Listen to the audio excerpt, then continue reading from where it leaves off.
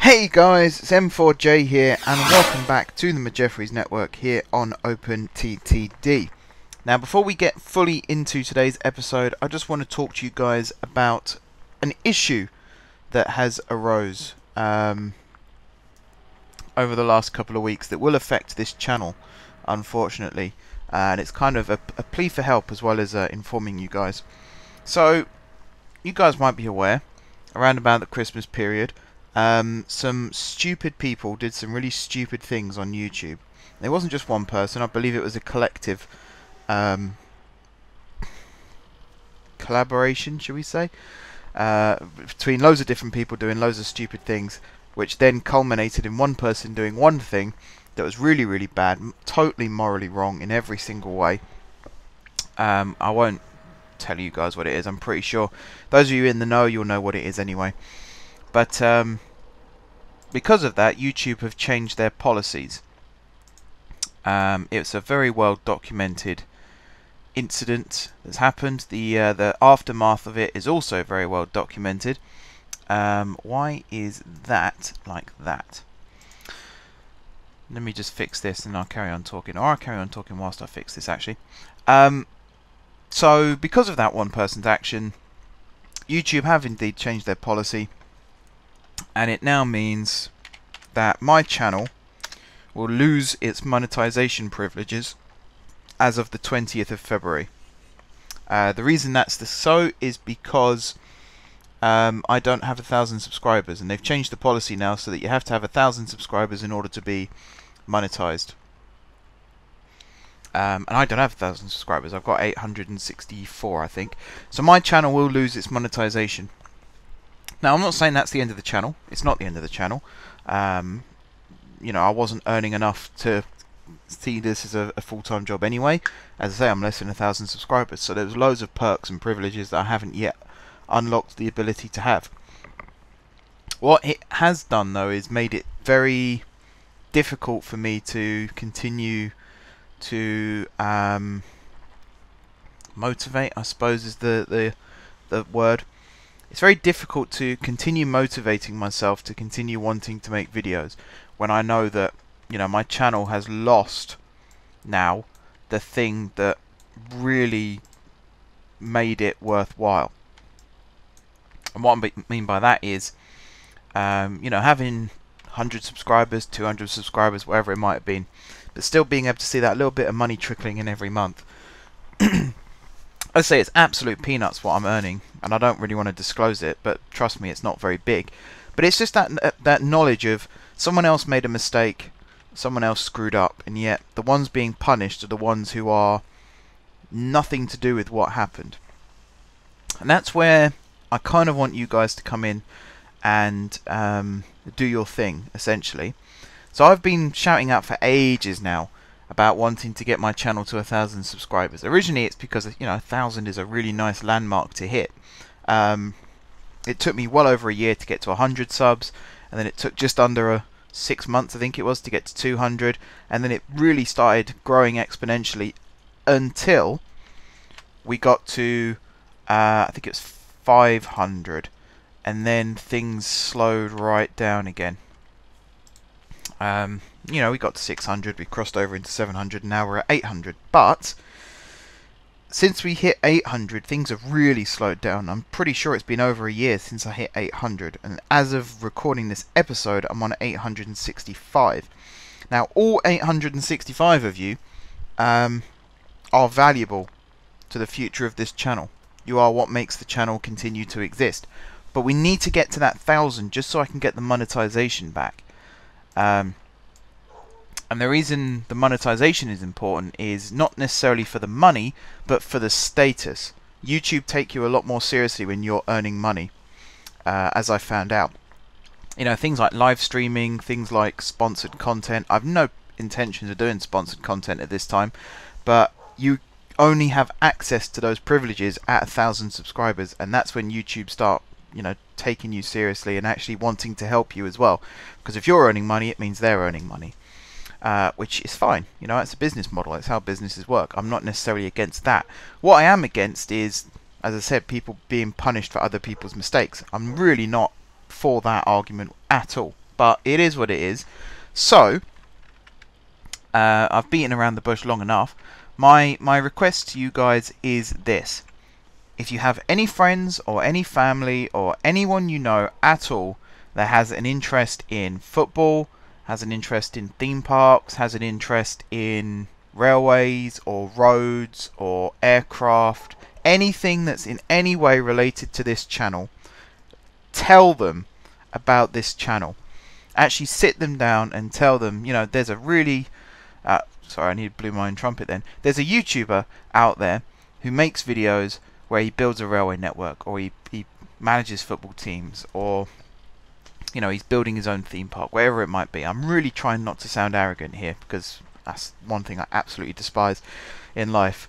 But anything that could get more people interested in this channel. I'm doing my own thing as well. You know, I'm always preaching about my channel to people I know, trying to get the viewer count up, and it really is that, it's getting the viewer count up. The money means absolutely nothing to me, and to be honest, the supposed fame that comes with being a YouTuber also means nothing to me, but it's being taken seriously. It's people actually looking at my channel and saying, you know, that's a good channel, he's doing good stuff. That's what I'm looking for. So big plea right now. I say, anybody you know, let them know about the channel. Let's get to 1,000 subscribers. We are 135 people away from hitting that big number. And once we hit that big number, the monetization will come back, which means YouTube will start taking the channel seriously again. The other issue is my videos also disappear off suggested lists if I'm not a monetized channel, and also if I'm below 1,000 subscribers.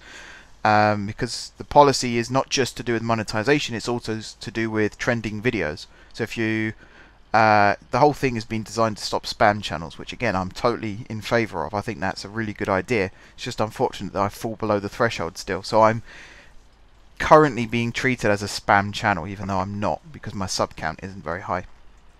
So yeah, huge thanks in advance to anyone who does plug the channel. You know, if you want to drop in the comments down below that you're plugging the channel, I'm more than happy to shout you guys out and thank you personally. Whatever it takes, essentially, whatever it takes to get this channel to grow, to get to that magic number. And a huge thanks to everyone who will be helping make that possible. With that, let's build some things. So today we're doing the St. John project, and we're currently hovering here over GSJ, or the sidings and the lines in and out of GSJ.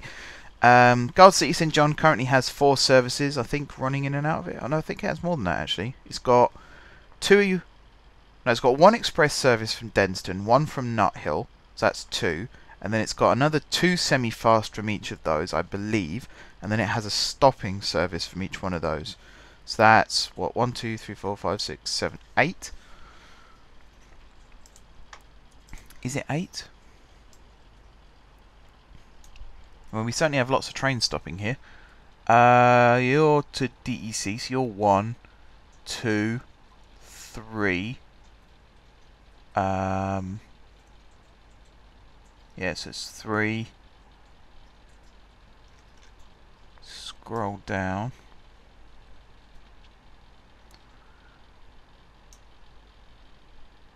Four, 5, 6. 6. Okay. So we have 6 services currently running out of GSJ. By the end of this episode, I can't speak now. It's amazing. When I'm preaching and stuff, I can speak really easily. As soon as I actually try and talk about something that, you know, I'm passionate about, suddenly my ability to speak goes out the window. But yeah, by the end of this episode, we're going to have a lot more services running out of GSJ, because we are, as I say, doing the St. John project. So first and foremost, check the platform availability, which is kind of our engine transparency view here. And actually, it's okay. The express platforms are these 4 here, I believe, and then these 3 plus this one are stopping platforms, and then I think it's these 2 that are for the bridge over to GST, although this one might also double up. Yeah. Oh, no. Hang on. Okay, yeah. So that one is also for this stuff here. And then these 2 can always be fact, they are. For South Box as well, or that one is. This one also is. So yeah, we got a lot of platform availability, which is good news, because that then means we can start working on the second part of the project, which is over here. I'm getting motion blur from that. That's weird. Oh, my eyes. Yeah, over here at Renston, we're going to build a brand new junction that's going to take the lines out. In fact, I need to open up the plan list and get all of the lines in.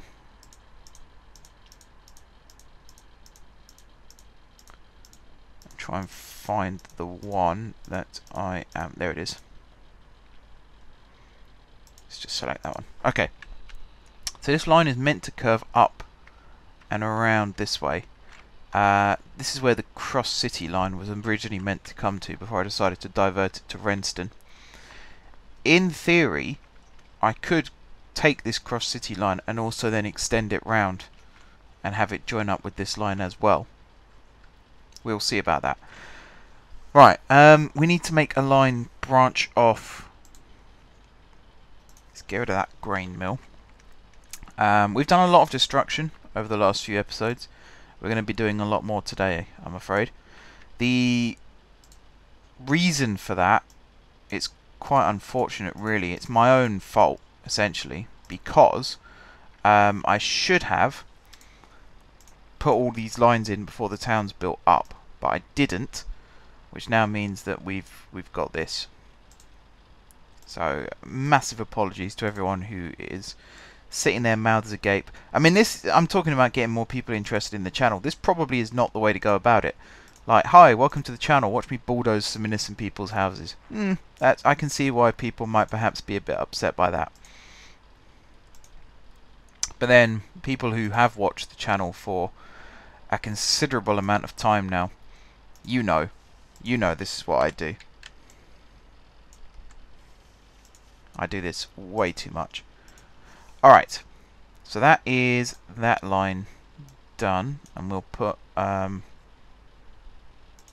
extra bridge. In fact, yeah, no, we'll leave it like that.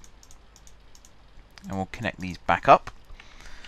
Okay, and then on this side, I think the plan will be to get rid of this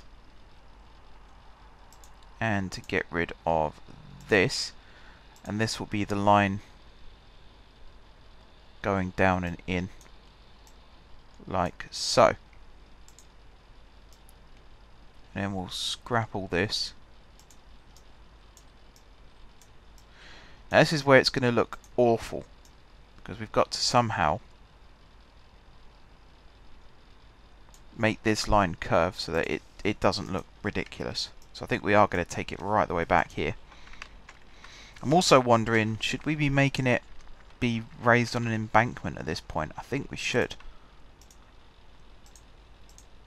Which will help a little bit with all this. That's not what I wanted to do. So if I lift all this up, including this bit, like this, and then have that one go up as well. How would that look? I mean, that's the perfect curve. If I can do it here instead, that actually works out quite well.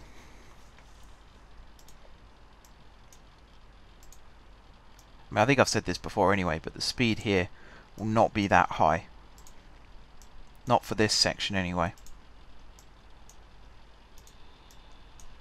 Like 100 miles an hour is way too much as well. I'm thinking the top speed through this section is probably going to be like 50. Absolute maximum. I'm just going to draw that straight across like that, and then here I'm going to go like this and like this, and then I'll use this as an extra like train storage bit. Put a signal there as well, and then we'll put a signal there. I think that'll do. We might use this section here for freight trains, because I imagine we're going to have freight trains running through here.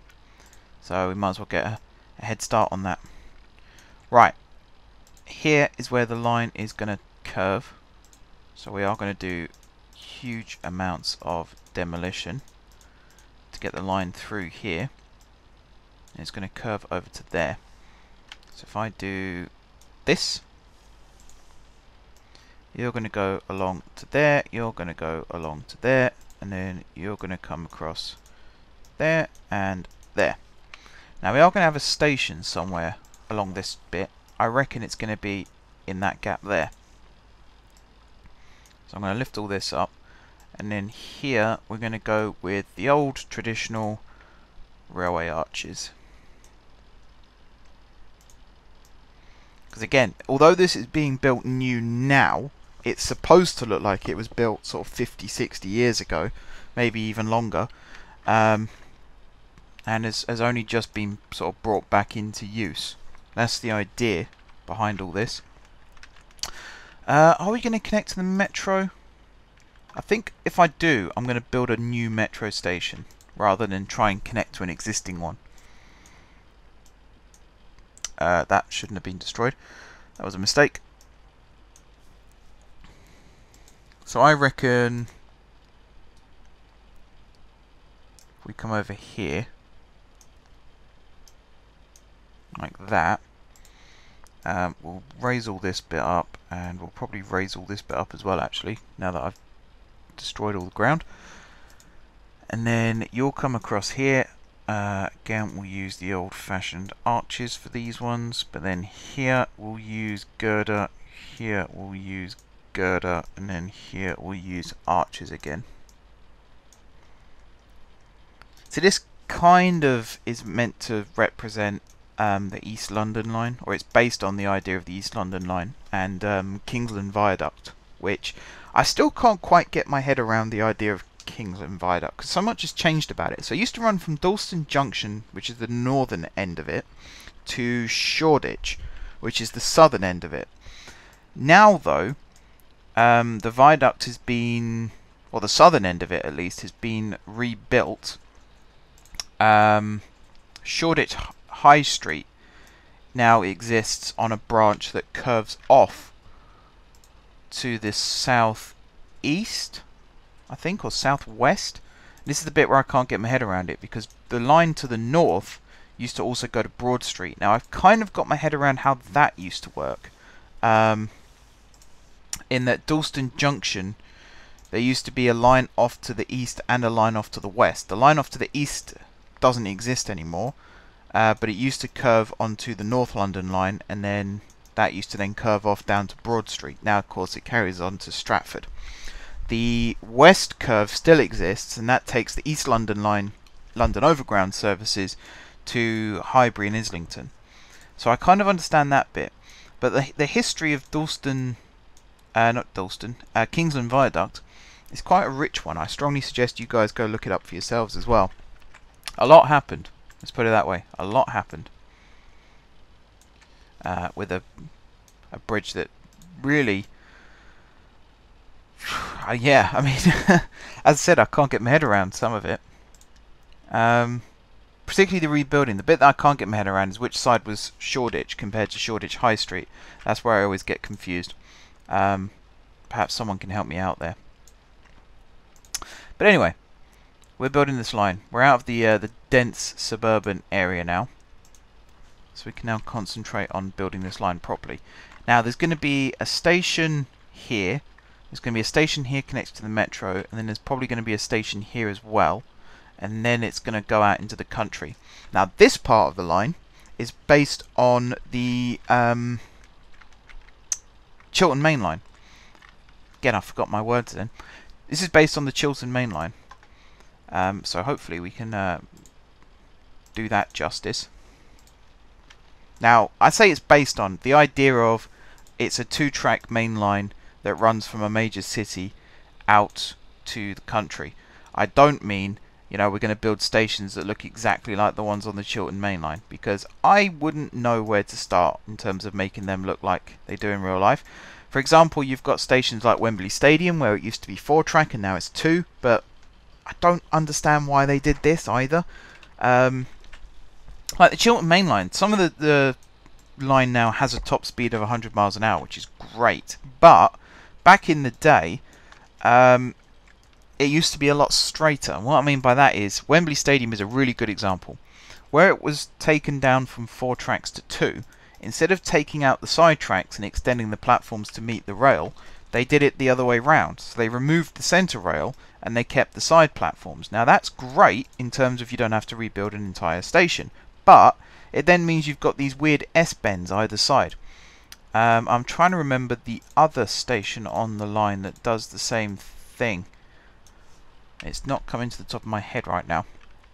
But that to me is really dumb, because it means that the top speed of your line is then reduced significantly. Yes, you've saved on rebuilding costs, and I know the tracks were brought up to save on maintenance costs, but it's the way I look at it, it's one big payment in order to save on several little payments, really. So you put that one big expense into sorting the track out, and then you don't have to pay the maintenance on the other 2 tracks anymore.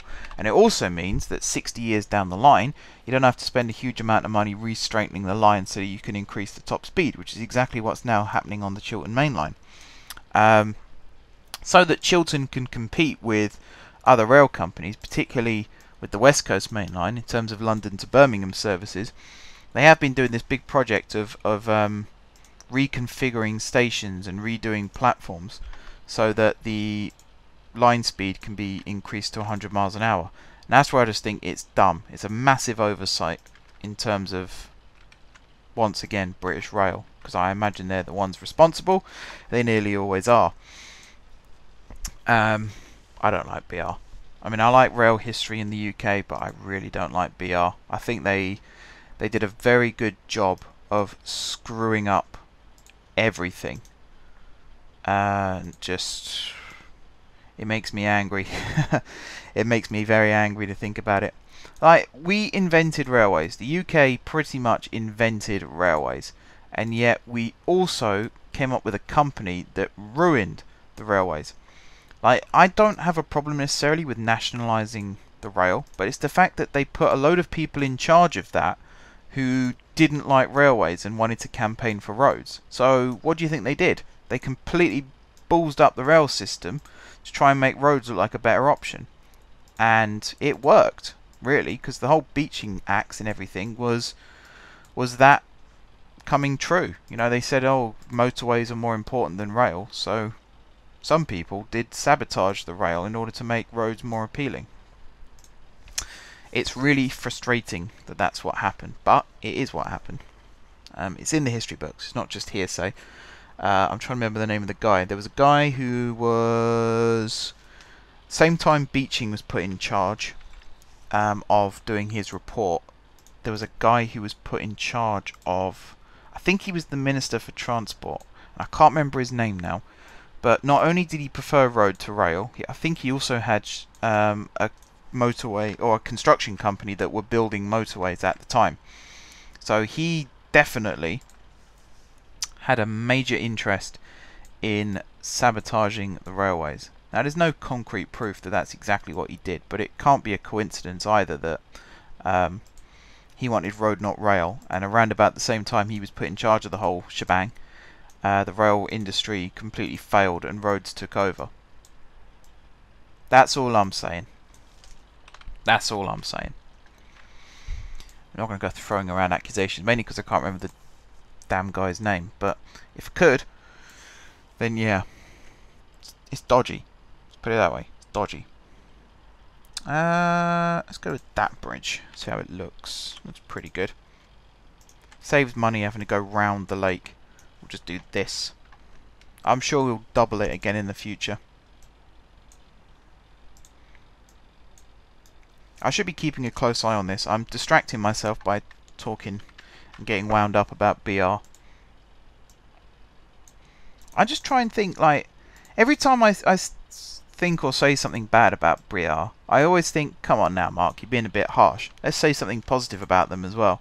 And then I spend 5 hours trying to think of something positive to say about them and never come up with something. The only things I can think of are things like, yes, they electrified the West Coast Main Line.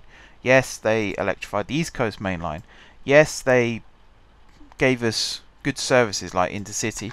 Yes, they gave us good trains like the Networkers. But a lot of that was just before privatization anyway, and probably would have happened after privatization. Like, people inherited the trains and thought these are absolutely useless, and so they you know, would have got the good trains anyway. And it kind of proves it when you look at, after the British Railways were privatised, how many companies then went out and bought brand new trains because the ones that we had weren't good enough. And it wasn't just like they were a little bit bad, they were absolutely diabolical. Some of the trains, the safety standards were completely shot. It wasn't great. It wasn't great. And this is stuff that happened just as my life was beginning, so I'm not 100% aware of all of the facts, but I do know that, you know, even now we're recovering from the mess ups of BR. And it kind of proves it. Like, Network Rail, I think, is great. And Network Rail is a nationalised company. It's owned by the government. Well, it's not owned by the government. It's run by the Department of Transport. So taxpayers finance it, essentially. And, you know, that's a good way of doing it, I think. Railtrack absolutely failed and put several lives in danger and killed people. Essentially, you look at things like the Potts Bar rail crash, the Hatfield rail crash, some other rail crashes that happened around about that time that didn't necessarily have fatalities, but were caused by Railtrack's shortcomings. Network Rail actually came in around about then when Railtrack folded, and they were then prosecuted for Railtrack's failings, which I think some of the people that were in charge of Railtrack were then in charge of Network Rail. So again, the legalities behind it I'm not 100% sure of, but speaking from someone with no law experience whatsoever, does seem a little harsh. But then, as I say, I don't know the full ins and outs. I also don't know whether the people in charge were responsible or not. They probably were, to be fair, they probably were. Typical government restructuring, you end up with the same people in essentially the same job, but with a different name. And that tends to be what ends up happening. So, yeah. Like I say, I don't know the full ins and outs, and perhaps I shouldn't speak about things that I don't know all about, but let's be honest, I'm trying to fill time in this episode as well. So how far am I going to build this line? Well, you can see this line does stretch out quite a ways.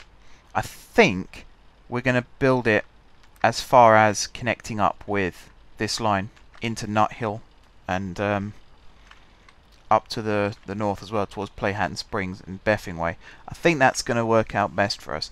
Now, if I am going to do that, then obviously I'm not going to build it all live.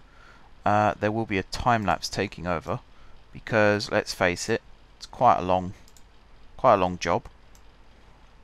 Lots to do and all that. You'll know when that's going to happen, because some music will start playing, and obviously I'll introduce it as well. But yeah, right now I just want to keep waffling about some stuff that's been going on in the world of rail. Some good stuff, some bad stuff. And we talk about bureaucracy, and I've moaned about bureaucracy right now. Kenilworth. Now, anyone in the know, if I say the name Kenilworth, you'll know what I'm about to say. Kenilworth is not Luton's home ground, although it is, Kenilworth Road, but Kenilworth is a station in the Midlands that was supposed to have opened a long time ago.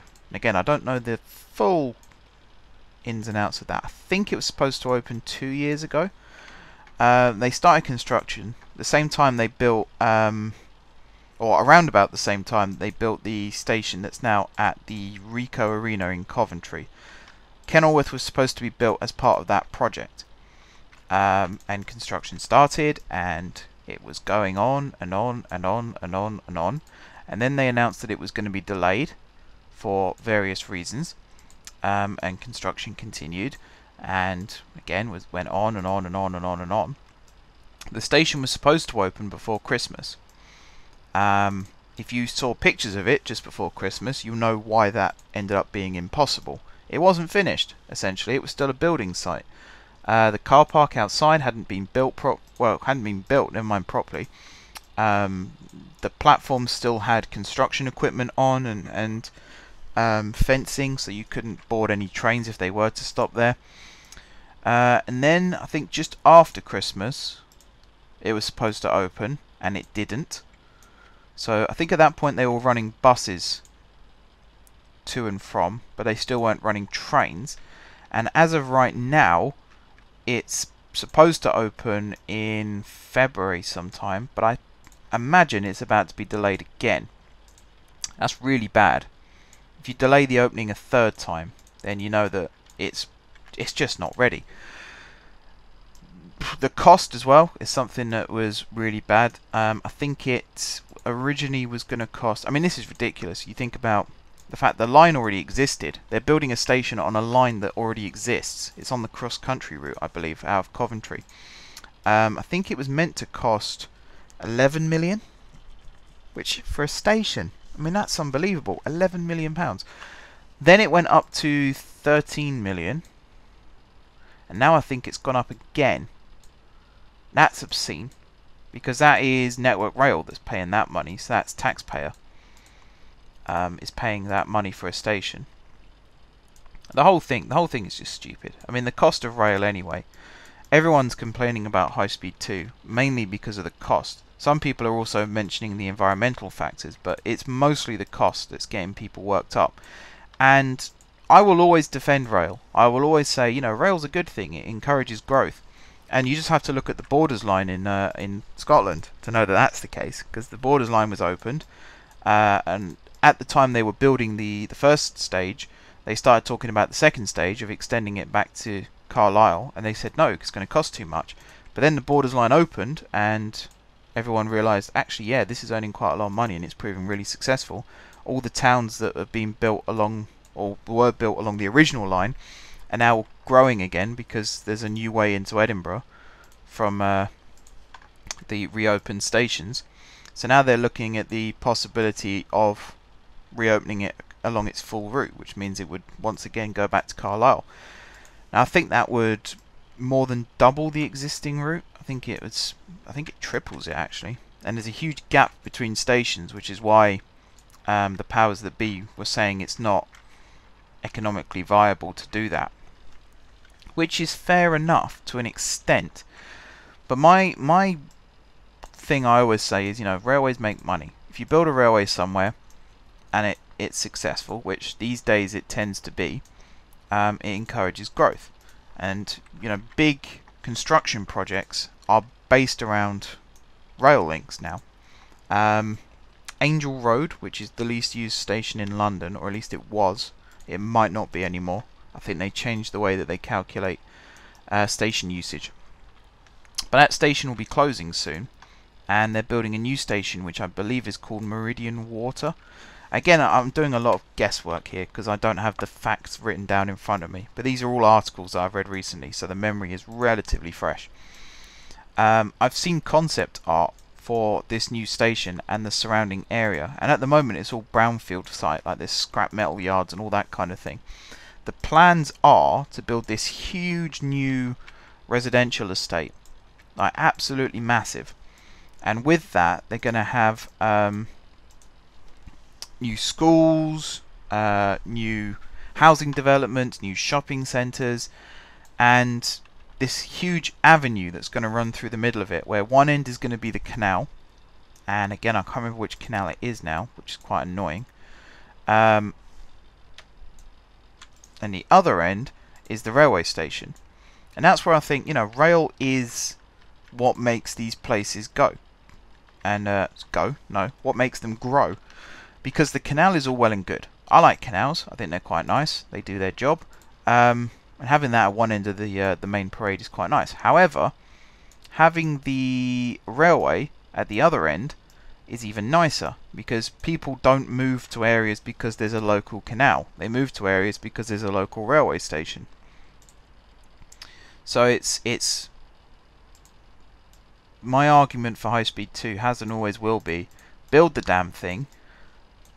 We'll then see the economic benefits, and then we'll worry. Well, actually, as we're building it, we'll worry about the environmental impacts, because obviously you don't want to ruin ecosystems and things. But don't just sit there and say, oh, we can't build it because it will damage the environment, and then in the next breath say, but we need to expand the West Coast Main Line, because these people don't seem to understand that that's exactly what's been going on for the last 15 to 20 years. There's been this huge reconstruction project on the West Coast Main Line, where the Trent Valley line was quadrupled, so it was 2 tracks, now it's 4 in sections. I think it was Rugby had a major rebuild, Stockport had a major rebuild, like loads of stations along the route had major rebuilds. Piccadilly's now going on the drawing board. They're going to add the 2 new platforms for the Northern Hub and all that stuff, and that's fine. But then the people who say don't build high speed 2, worry about the West Coast Main Line instead, these are the same people who 10-15 years ago were saying the West Coast Main Line's terrible with all this building work that they're doing. Like, how do you expect them to rebuild the line to sustain the capacity increases if they're then going to be criticised for closing the line to do rebuilding work? You can't win in this modern world, which is why I think high speed 2 is a good thing, because it gets like the really high speed trains, the express routes between London and Birmingham and Manchester, it gets them off the West Coast Main Line, which then means that hang on, let me just concentrate for a second while I demolish a huge section of the town here. It gets the express trains there off of the West Coast Main Line, which means that more paths can be found for services like West Midlands Rail, and London North Western, I think, is the other brand. Is that the right word? It's not really, is it? I've forgotten the name of the word now. But yeah, it opens up more paths on the West Coast Main Line, is what I'm basically saying, which means we can then run more trains along those routes. It's just a case of, yeah, okay, finances and economic impact and stuff, it's all very important, but you have to look at the bigger picture as a whole. You have to look at, for everything we lose, what do we gain? And that's why they do these studies and things like that. And I mean, loads of people complained about Crossrail. People still are complaining about Crossrail, but you can't deny that what it's doing for London is a good thing, really. There's huge holes being dug in the ground, and they're real ugly eyesores, particularly at places like Tottenham Court Road, where, you know, really nice old buildings and theatres have been demolished to make way. And you look at some of the lengths they've gone to at places like Moorgate and the Barbican for Farringdon Station. They had to design and build a whole new type of track so that as trains run underneath the Barbican Theatre, they don't disturb what's going on in the theatre directly above. So they got this new floating track, and that's all been done as part of this being conscious of not destroying what already exists in London. And I think that's what the solution is. The project should still go ahead. The building should still be built, or the rail link should still be constructed. Where on earth did that tunnel come out? I can't find it. Hang on. Let me trace that again. Yeah, build the project. Build the building. Construct the new station, wherever it might be. But as you're building it, worry about the environmental factors. Design and build new ways of counteracting that if you have to. But the project has to go ahead. Project has to go ahead. Crossrail is a big part of the future of London, expanding so that the transport infrastructure around the city can actually cope with the huge demand that's going to be put on it in the next few years. They're talking about the population of London exceeding 15 million soon. I think it's around 8 million at the moment. It's then going to cross over into 10 million, then it's going to keep rising and rising and rising. And things like Crosslink Crossrail and Thameslink are designed now with their huge projects, which have caused disruption for, you know, God knows how many years, but they've been designed now so that in 10-15 years, when the population of London increases, you know, by however much, they can cope. So there's been huge environmental factors that these projects have created. There's been huge like holes dug in the ground and things like that, and some stuff has affected the city forever. You know, the city will never go back to the way it was, which I think is quite sad. But the flip side of that is, in 20 years' time, people won't be standing on a cramped Central Line train or a cramped Northern Line train moaning about TfL not doing enough to increase the capacity on these metro routes. That's why it's been done. I will always say that to anyone who sits there and thinks, but is it really necessary? Just imagine how cramped London Underground is now, and then imagine that, but with twice the number of people on each train. That's why Crossrail exists. That's why Thameslink exists. It's all done for a purpose. It's not just done for the hell of it. We're not just spending money on these huge transport links because people like railways and we have to have them. They're all being done for a reason. And with that, I'm going to use that argument every time I demolish a house, particularly in Guard City. It's all being done for a reason. And yes, I preach about it a lot. I feel very passionate about it. That's why I talk about it a lot, because I get it. I do get it. It's not like I'm sitting there saying, oh, shut up, you don't know what you're talking about, because it's not the case at all. There are genuine environmental factors. Like with Crossrail, one of the environmental advantages of Crossrail is all the soil that's been dug out in building the tunnels. A lot of it has been taken to the Thames estuary, and there's a new nature reserve there now. In fact, I think it's the same one that was constructed as part of the Olympics, the Olympic village construction. All the spoil was taken out into, I've forgotten the name of the place. It's in the Thames estuary. I think it might just be called the Thames estuary, in fact, and that is now wildfowl wetlands type centre, which I think is really great. I think it's good that we can do that. I think it's great that that was factored in as well. It's part of the cost of the project, was shipping this stuff out to these locations and actually, you know, building it as the Olympic Stadium was being built. I think that's quite good.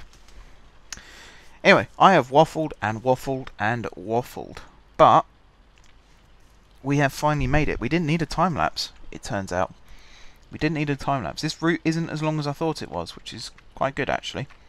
But what that means is we are approaching the connecting point. Now eventually this line will continue. When we map this out, I remember saying that it will continue beyond these junctions that we're building now. But for this particular episode, I think building it where we're building it now is fine. And then in a later episode we will expand further. So I'm quite happy just building it here.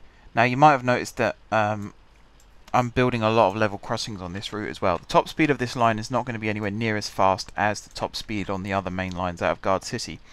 I'm pretty sure this line here, like the straightest section of the line, is going to be a top speed of 100 miles an hour, maybe even a top speed of 90 miles an hour. And then with some of the slalom curved bits, we'll actually have a top speed of maybe 60 to 70 miles an hour. Now this line is going to be the first of what I'm calling the realistic initiative. So, whoops, from watching my from watching Train Simulator videos created by Let me get the name of the channel. That's always nice to know. Come on. YouTube's going slow on my laptop. PTG Rail. If you haven't checked out his channel, I urge you to go check it out, particularly if you're interested in railways and rail operations. It's an awesome channel. He has a series called the Route Learning Series, where for every route, he will choose a scenario based on that route, or he'll create one himself, and then he'll run a realistic timetable without the HUD at the bottom of the screen. So it is entirely down to driver experience, and he is a very experienced driver, it turns out. He knows a lot about each route, things like the history, like when the line was built, what type of train he's driving, when that was built, all of its specifications, pretty much everything that you could possibly want to know about these trains he knows, and everything you want to know about the routes he knows. So I strongly suggest you go check out his channel. But from watching that series, one thing I've noticed is speed limits. Now, with this map, this network that we're building, I've tried to follow speed limits as far as I'm aware for them. So things like what the speed limit is out of King's Cross and things like that, because they're routes that I've travelled, they are stations that I know, all that sort of thing. However, that's not the case. Like, the speed limit I thought was the norm out of King's Cross is not.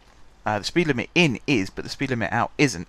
So I've been watching a lot of his videos on lots of different routes to try and ascertain what speed limits there are in certain sections of line and how they're worked out. So this line that we're building now, it needs a name, by the way, so feel free to go and pop a name in the suggestions. The primary terminus is Guard City St. John. The secondary terminus is probably this station here, which I'll name in just a second. But what was I saying? Oh yeah, speed limits. So we're gonna build this line to realistic UK speed limits, which means we're going to be placing lots of waypoints along the track, so that trains can successfully adapt to their speed. Now, I think we're also going to be running cross-country trains along this route. So instead of running them along, instead of running them along the Great Eastern Main Line, I mean, it depends on the route, I suppose, but the ones out of Denston, we might run north through Nut Hill, and then along this route to Renston, maybe. I mean, there's loads more main lines that are going to connect to this line as we go along. Just so you guys are aware, this station is going to be Slenham. So Guard City St. John to Slenham. That is the limits of this line. So if you want to go give some suggestions on the suggestions list, feel free to do so. I will build an extra station here, but it won't be considered part of this line. It'll be considered part of the sort of triangular junction that we've constructed here. It's a bit of a weird shape. I think I might straighten the track out here a bit more, so it'll come along there and connect up, or it'll come along this way and then across a bridge and connect up. I'll do that off camera though. But yeah, I quite like the idea of doing this realistic thing. I'd like to know what you guys think. Do you think it's a good idea? Do you think it's a bad idea? I want to make this map now as realistic as possible, because we've done lots of sort of, whoops, keep misclicking. We've done really unrealistic things in the past with previous maps. I'd like to keep this as realistic as possible, so that includes train types as well. We're going to be running sprinters, and I wish there's pacers actually. I don't think we have pacers on this game yet. That would be cool if we had pacers. Let me check that. Have I saved the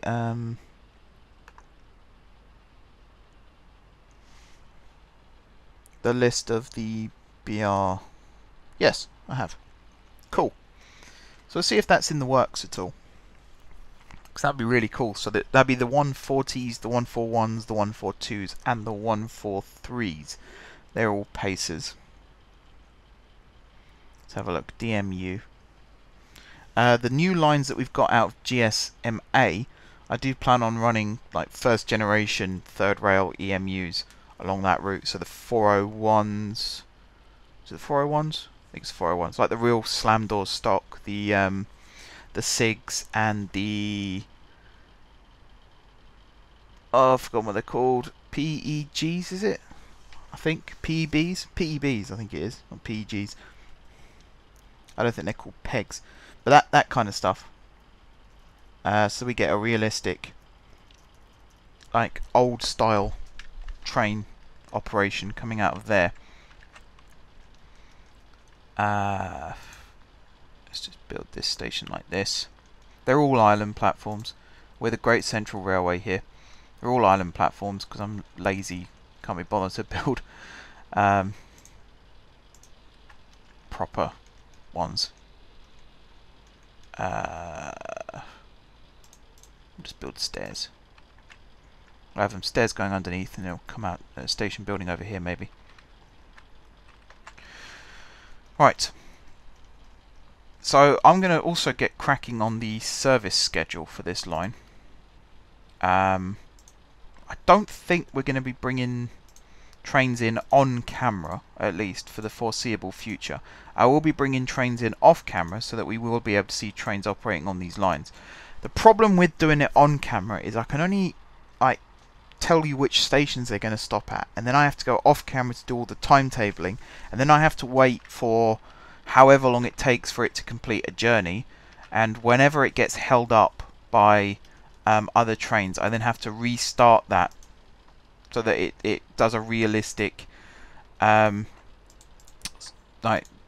journey times and things like that, and it just becomes a real pain, which is why I don't do it on camera very often, particularly when it comes to like large groups of trains. And I know that in recent times I have done it with large groups of trains, and it is an absolute nightmare because you really do then have to go through and do each individual one separately. And I mean, a really good example was episode 200. We put all of those trains out on the network. Once that episode finished, it took 20 hours, I think it was, to then run all those timetables, fix them all to make sure that the train was running properly, and then set the rest of the trains off in that schedule, which is an absolutely insane amount of time just to, you know, essentially just do a few train orders. It becomes a nightmare. I need to remind myself what the colours are. Okay, so if anyone's interested, I need to put a link to this in the description actually. The BR Trains tracking table, which is a Google sheet created by the people in charge of the BR Train set. It's an open source thing. They invite people to join in.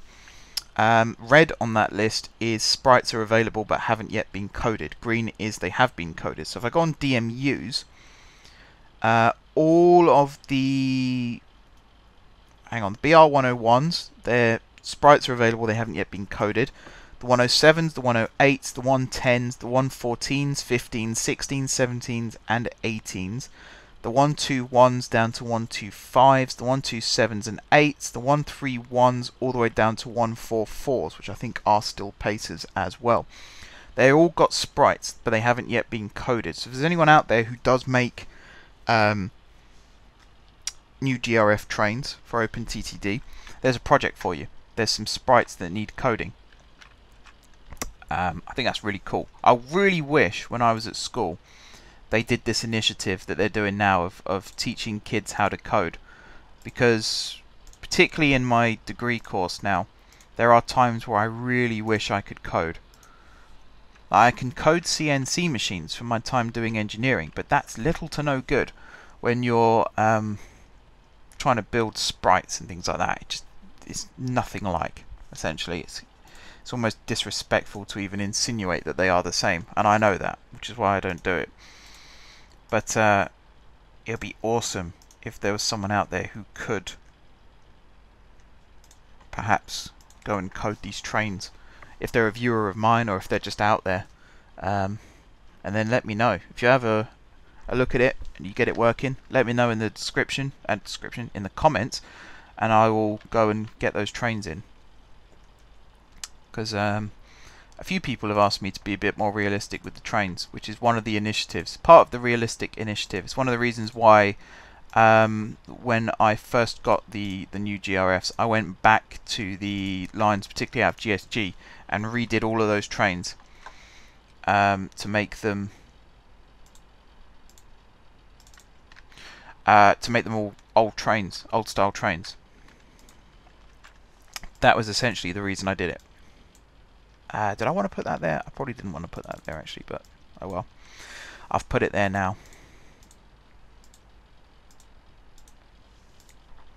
So yeah, if you want a project to do for the next few weeks, what better way to keep yourself busy than coding some trains? That'd be really good to put on a CV as well. Really good. That's why I wish I had the opportunity to code. Like, because I'm in my final year now, I've been doing a lot of work with career visions and stuff, which I think is something that I've talked about in the last couple of episodes anyway. But part of that is write your CV. And I'm surprised actually at how much I've got that I can put on my CV. And again, it sounds like I'm blowing my own trumpet. I apologise. But I've also noticed some flaws. So when it comes to things like coding, at the moment, all I can write is, you know, I can still just about remember how to code CNC machines, but things like HTML and CSS and Java and all that stuff, and jQuery, which I think is Java, shows how much I know, I really struggle with it still. So I really wish when I was at school I had the opportunity to code. And when it comes to things like Unity, I haven't got a clue what I'm supposed to do in Unity. I mean, that thing is amazing, really. When I was doing my proctoring work a few weeks ago, going in and helping the first year students, there was a guy there who showed me what he'd been working on in Unity, and I mean, he's a first year and I'm supposed to be helping him, but I spent most of the time asking him how he made that stuff. That shows how far behind I am in the world of coding. But that's fine. I mean, my brain's wired pretty differently to the majority of these people anyway, because they've spent their lives doing art and coding and stuff like that, whereas I've been working in workshops. So there's a big difference between sort of the way my mind's been working for the last few years and the way their mind's been working, which I think is pretty cool. I like that. It's one of the things I love about my degree, is there's many different people that do many different things, and it's only really talking to them and them talking to you that we swap skills. So I've been teaching my friends how to code in terms of engineering, and they've been teaching me how to code in terms of media. It's really fun. I recommend it. Like when your lecturers, if any of you are at university, when your lecturers say collaborate, do that. It's such a valuable thing to be able to do. Because it means when you graduate, you'll have people you can work with that you are familiar with and know very well. And it also means that when you're at university and you get given a project and it's in an area that you don't know much about, you've got people that can help you. And that's what I'm finding out now. Incidentally, I might as well tell you guys this now. My final year project is my website. So my website, if any of you have been on my website recently, you will notice that it's not looking that up to date. I was supposed to update it during the summer. In the end, I decided I've worked hard, I deserve some time off, so I took some time off. I took a couple of weeks off in terms of actually making videos as well, which was nice. Now I'm back at it and pumping away at uni. I haven't had a chance to update my website, so my final year project is to update my website. Because of that, I do need some input from you guys. I'll explain more close to the time, but I'm going to do a period of user testing, which means I'll need either some volunteers or some people willing to volunteer to test the website for me as I'm making it. But as I say, I'll discuss that a bit closer to the time. I'm sure there's going to be people that would be interested in taking part in that. I'm pretty sure that's something you guys could put on your future CVs as well, in that you were part of a user testing focus group kind of thing. Anyway, we've built this line. Senningville, let's just call it north for now. We've built the line. So the reason I'm doing that is so that I can do this and this and this, and we'll get rid of that, because the idea is the freight trains that come around here will go via this waypoint as well. How long is that actually? 7. Okay, so the freight trains will just be coming off the end of that curve when they hit that waypoint, which should be fine. We've built all the stations, we've done all the signaling. The next thing I want to do is the waypoints. So here, I'm going to have to rename the stations as well, which is going to be a pain. But through this bit here, the top speed is going to be 50 miles an hour. And then we're going to go around this curve, and it's going to be 1, 2, 3, 4, 5, 6, 7, 8 here, where we're going to hit top speed of, I think it's going to be 90, to be honest. This line, I think top speed is going to be 90. And we can stay at 90 through much of this, including over this bridge, although it will drop to 70 automatically. And then through all of this bit. That's what I like actually. It's based on the Chiltern main line, but it's also got elements of the Great Central main line in that it is relatively straight. I sort of built that because I was so busy talking. I was building it quite lazily. So we ended up with that, which I think is quite cool. There, right at the bottom of the hill, we're going to have another waypoint. Because at this point the speed's going to drop from 90 down to 60 to navigate these curves. And it's going to remain at 60 right the way over here. Now where's the high speed station? I have a feeling it's just... Alright, it's over here. So I think we're actually going to have a junction here with a line that's going to continue and connect up to Wanston. In fact, I might build that now. And the reason I might build that now is because someone suggested it a few episodes ago, and it was to do with when I did the line down to Drentbourne. And then we had the line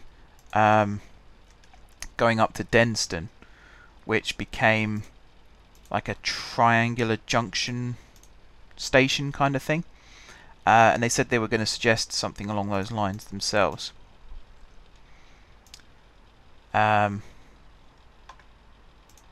This looks ugly, I know. Stick with me. I need to find... where's the bit I'm looking for? But yeah, we're going to have like a little triangular junction that's going to lead up to here, which I think is going to look quite cool. So we need this. So some services will just continue straight on and won't stop here. Some trains will come in, terminate and go back to GSJ or to Nut Hill. Some trains will come in here and then head onwards,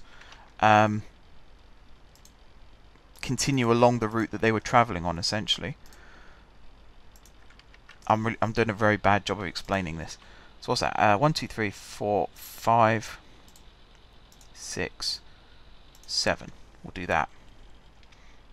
In fact, we'll do that. And we'll add... if I do that one to there, I'll do that one to there as well, actually. So the two centre platforms will be for longer trains. Don't need that. In fact, it should be the other way around, really. Should be the two side platforms are for longer trains. Because I think that works better in terms of the grand scheme of things. So let's go back to this a second. And I didn't get to finish my sentence. What was I talking about? Do you know what? I can't even remember. That's not good. That's not good at all. I do apologise. My brain's like mush at times because of the way my personal schedule's going. as I said in Friday's episode about all the disruptions that have happened and stuff, it has made recording videos quite difficult, because what I've had to do is record videos late at night, essentially, which has caused issues in terms of my brain just switches off and I completely forget who I am and what I'm trying to say. So you will have to bear with me if I'm just talking absolute garbage. There we go. I think we got that going quite well for us. It's not the nicest looking station. I should have done what I did with the GSMA platforms and actually had a look at a real example of a station like this. Leeds probably would have been a good one, because a lot of trains do use Leeds as kind of like the triangular station, or do they? They might not actually. They probably don't. I probably made that up. Anyway, do I go through here? How long would that tunnel be? 134. We'll go through. Or one route will go through. Let's take that back actually. What I'm going to do is lift all this up. You're going to go up like this, and then you're going to go along like this, and then you're going to come out like this to meet it on this side, and then you're going to carry on like that.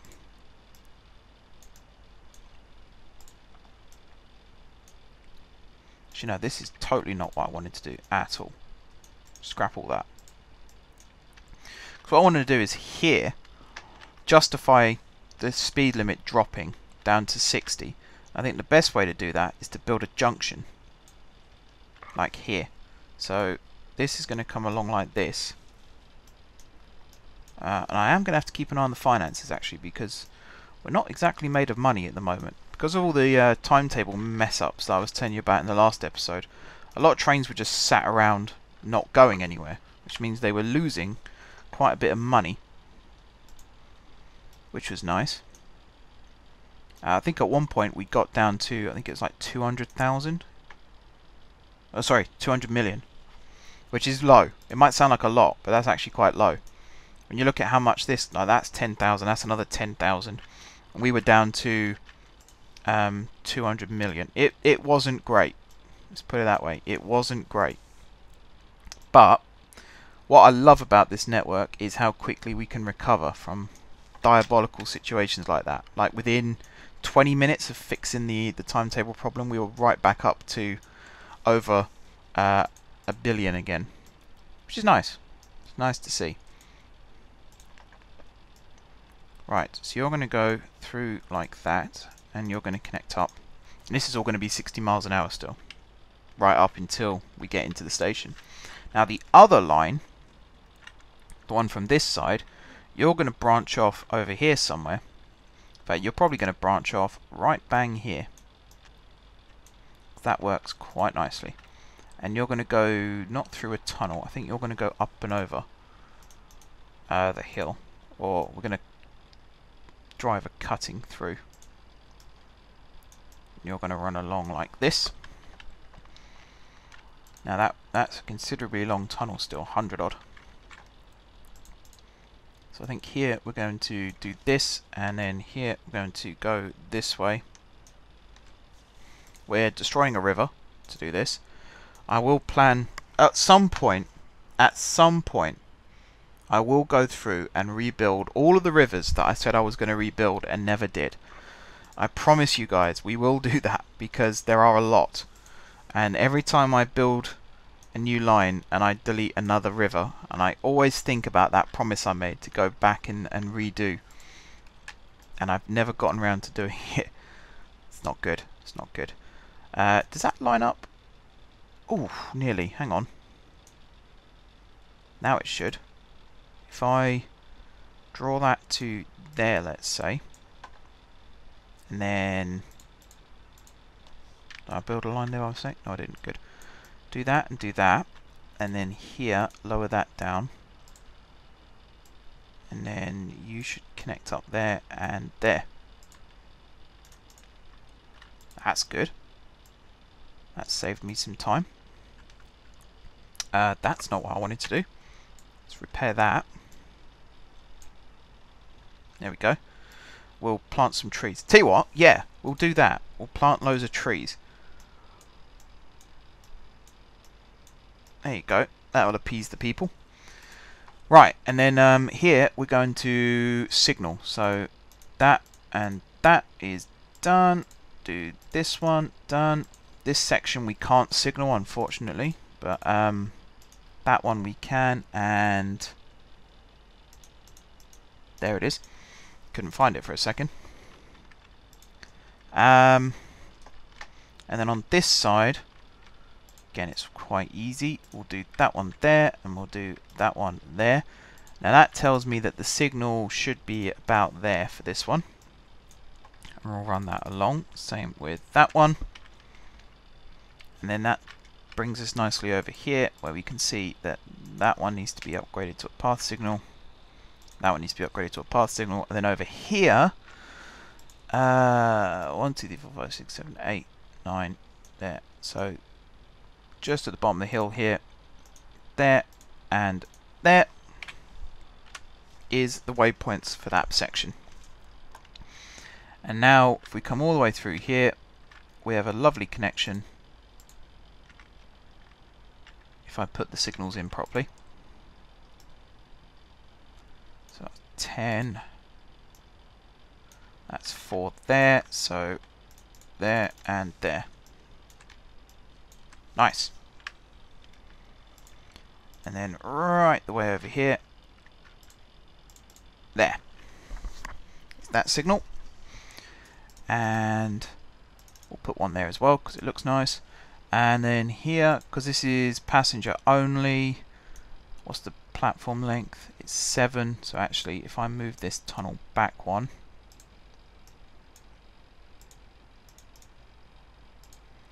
like that and like that,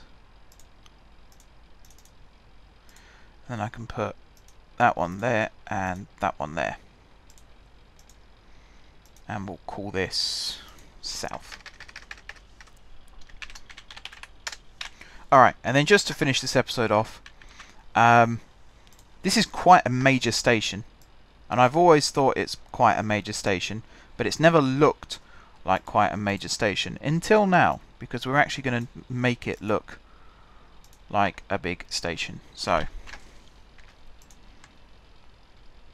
Kylestra,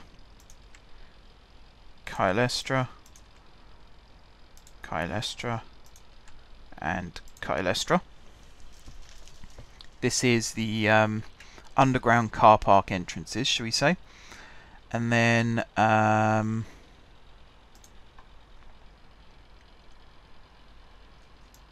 will run along there like that. We'll then have something like this. Go there, there, and there. And then it will also... There's no curve ones, which is quite frustrating. It'd be nice to have some curve ones. Non-track station. I'd like to build... Like that looks alright, but it doesn't really fit. Got underground entrances here. Can't build there. Oh, does it have to be on track?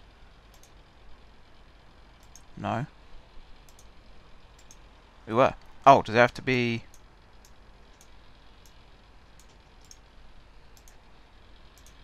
There we go. Meh. Don't like any of this stuff. Get rid of that.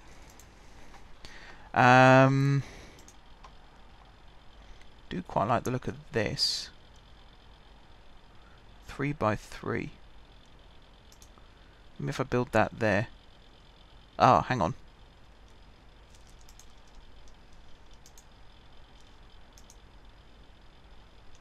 Is that the right way around? Yeah. So if I build that there, that gives us some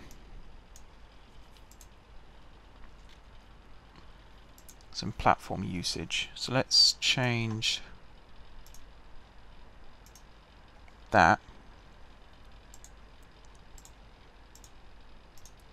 That probably looks nicer actually. and then up here we'll have a slightly extended platform for other uses, shall we say. That looks quite cool. Although one thing I would like to do is, where is it? Non-track stations. It was that one. I would like to move it back a tile. There we go. Is that the right one? Or is it that one? No, it is the other one. It's that one. Hard to tell. And then we'll chuck something in like that. In fact, let's go with tickets. It's always something good to have. And I realise I should have ended this episode ages ago now, but I've been quite enjoying this. How long have we gone for? An hour and 16. It's going to take forever to render. Well, if you're watching this and it went up late, now you know why. Let's just say that. Right, that way round. That goes there. And then this goes there. Although I think we will have this across there, there, there, and there. And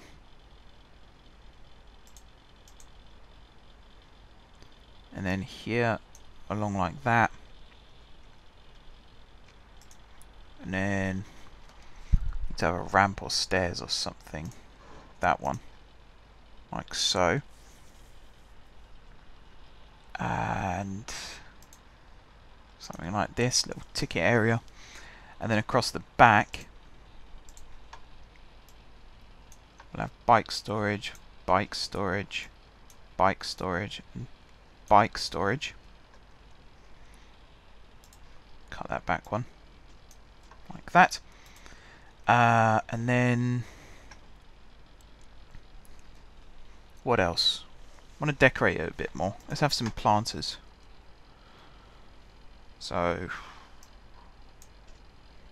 let's have them there and there, and then we'll have trees, nice pretty trees there and there, and then in the center section we will have like so and like so. And then down at the end here we'll have that like that, and then like that. Get rid of that for a second. Like that. I'm trying to make this look pretty, but I think I might be failing.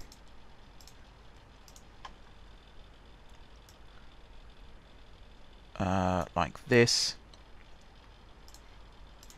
And then this across the back there, and then that there like that. And then we'll have trees in the corners like so, and then we'll have, I think there we'll have a path coming in. I just don't feel like we've got the options like I want.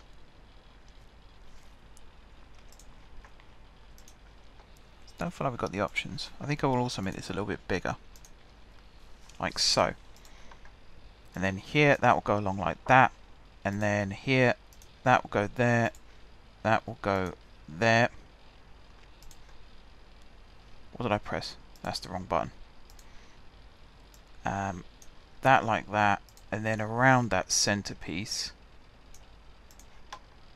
if we do this, this, this, and this, and then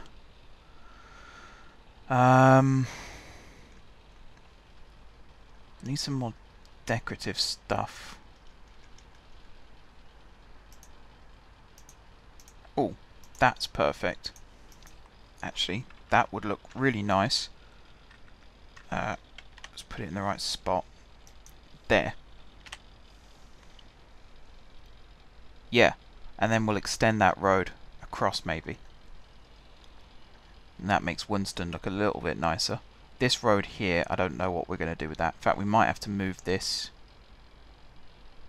Yeah, I don't know. We'll find a way of getting around that. To be honest, I think that station's done for now. I think it's as good as it can be for now. And I'll make it look a little bit nicer off camera. Although I do need to fill those gaps, actually, saying that. So, where are we? Non-track tiles. There we go. Just put some trees in like that. There we are. And then we'll, for now at least, just do that. Or will we? No. I think what we'll actually do is that. Yeah. Alright, we'll call that done for now. So, we now have another route between Guard City and Winston Kylestra with this big new complex station that we've just built. We should have trains running here by the start of next episode. My laptop has just decided to do an update and restart, so I can't do the rest of that right now. But yeah, I'm quite happy with this. I'll go program all the signals and stuff off camera. And to be honest, what I might do here, 1, 2, 3, 4, 5, 6, 7, there and there, is trains will come out of here at 60, they'll hit here and they'll probably go down to 45, and then they'll hit another one here just before the tunnel and drop down to 30, and then here 25, and then they'll go into the station. In fact, don't need to worry about that, because if I do that, so it'll be 45 through the tunnel, and then here 30, here 25, into the station, and then out again, and that should be fine. Depot facilities, I'm going to build a new depot probably in this triangle somewhere, and then we can have trains run into Nut Hill's terminus platforms. We could also have trains spawn from here, go through the depot here, and then go off. The only problem is when they come back, they can only go into this platform here, which doesn't work in terms of the way we've done the signalling. The only other option to do that is to build a line here. Actually, if I build this right the way across, then they can get back in, but then that might get in the way of other trains leaving. We'll figure that out. It would be quite nice to get that working though. Right, that is the end of this episode, guys. It's been a long one. Apologies for that. It wasn't meant to be this long, but I kind of got a bit carried away talking and building. Next time, I was going to write it down on my plan, but haven't got that available to me right now. What was I going to do next time? I'm going to get trains running between now and Friday, so that should be fine. Could do some waypoints actually, not on this side. This side's fine, but over here, like right before this tunnel, which would mean moving that to there. Which means we can change that. Next time. In fact, sorry, I know I keep getting distracted because I just realised that that wouldn't work. Of course that's got a train in it. Of course it has. We'll have to leave it like it is for now then. I'm sure freight trains will be fine. They won't blow up or anything. Oh,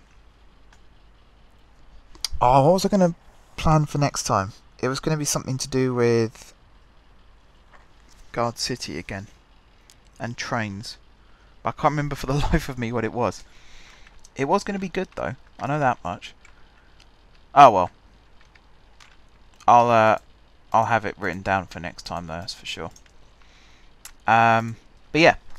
That's the end of the episode, guys. So remember, if you want to plan out, or if you want to name the route, sorry. Not if you want to plan it out. If you want to name the route, it's GSJ to Slenham. Or if you want to be really precise, it's Renston Interchange to Slenham via Winston Kylestra, because that will be part of the route as well. Eventually, we're going to have another route that's going to come down this way, have some through platforms, and the line will continue north. But for now, it's just going to terminate here. Right, yeah, end the episode. End the episode. That's what I need to do now. Otherwise, I'm going to be talking all night. So thank you very much, guys, for watching.